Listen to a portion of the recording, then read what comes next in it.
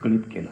मानव मानवापासून येत नव्हता, कारण का आपण प्रदूषण मुक्त होण्याचं कार्य आपण केलं नाही. आपण काय करतो आहोत, प्रदूषण करत आहोत.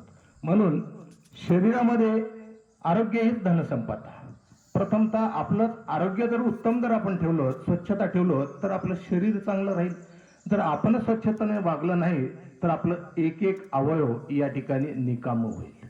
मग याकरिता तुम्हाला सांगण्याचा उद्देश की आपण सर्वप्रथम अगोदर शरीराकडे लक्ष दिलं पाहिजे.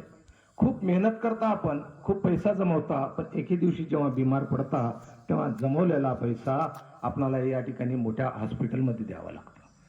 त्या शरीराकडे बघत असताना जर व्यायामाला आपण दररोज 2 तास दिला तर आपलं शरीर निरोगी होईल, आपणही निरोगी राहाल, आपल्या शरीरातले सर्व काही अवयव हे बलशाली बनतील.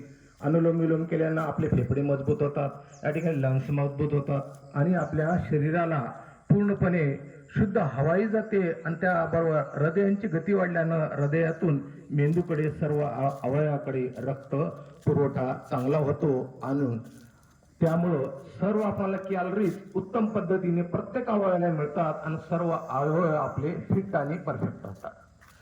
मग आता एक 2-3 दिवसाखाली माझ्या एक पायाची नस या ठिकाणी मला खूप त्रास देत होती. मग 2-3 दिवस कारण का पायात दुखलं की आम्ही जास्त चालायचं, पण 5-6 किलोमीटर चालून पाय काही कमी होत नव्हतं. तेव्हा या ठिकाणी जे आपलं हरिद्वारला पूर्ण प्रशिक्षण घेऊन संध्याताई आले, त्यामुळं आमचे मित्र सन्मुखजी मडदेरू यांनी पूर्णपणे शिकले आणि ते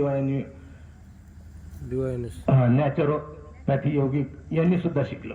त्यांनी शिकल्यानंतर माझ्या पायांना 4 दिवस अगोदर गुडघ्यांचं या ठिकाणी जानुबस्ती झाली. आता गुडघ्याची जानुबस्ती झाल्यानंतर गुडघा दुखायचं कमी झालं, पण नस नाही, म्हणून आता त्यांनी उलटी जानुबस्ती केली पाठीमागून. ती जानुबस्ती केल्यानंतर आता मला बरंसं वाटलं आणि त्यानंतर एक पोटली मसाज आहे. पोटली मसाज पूर्णपणे ज्या ठिकाणी नसाला आहे ती नसांना पूर्णपणे पोटली मसाज केल्यानं ती नस आखडायची बंद झाली आणि मी पूर्ववत पहिल्याच्या सारखं बसू लागलो आणि चालू लागलो.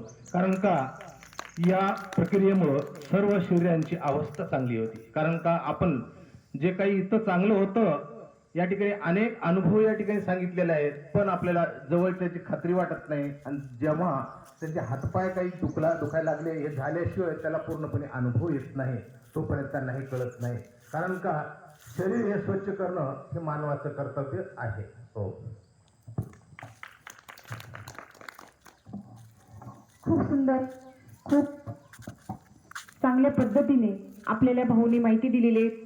जसं की आपलं जल, पृथ्वी, जीव, जंतू कशी निर्मिती झाली आणि त्याच्यासोबत शरीर आरोग्य किती महत्त्वाचं आहे आणि त्याच्यासोबत हे जे उपचार आयुर्वेदिक उपचारांनी काय लाभ झाला खूप सुंदर पद्धतीने भाऊने सांगितलेले आहेत.